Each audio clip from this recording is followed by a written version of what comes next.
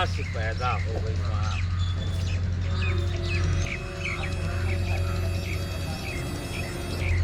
जौन सवालवा तुमसे पूछनी है हाँ तो सवालवा सही बा सही बा सही बा। सवाल सही बा। चलो चलो बाबूजी से पूछवा दी। चलो चलो तो चलो सवाले के जवाब बतला दे तो तोहर बाबूजी बतलैया कि हाँ सही बतौला सा कि गलत। बाबूजी हो देखबे एगो हेती चुकी सवाल पूछना हो तो हाँ हम बता दिया नहीं बता दिया हाँ। अरे शाबाश बेटा शाबाश, बहुत बहादुरी काम कैला। कौन सवाल रहा हो बेटा? पूछना है ना भैंस बड़ा होला कि ओकर। हाँ हाँ तो हम का तू बतौला? तो हम भैंस बता बच्चा वाले संग मार दू पासा उलट जाए, समझावत समझावत पागल हो गई हम।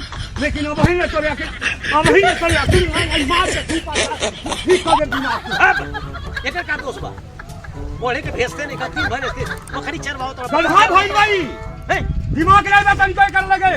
पकड़ के रही बात कोनी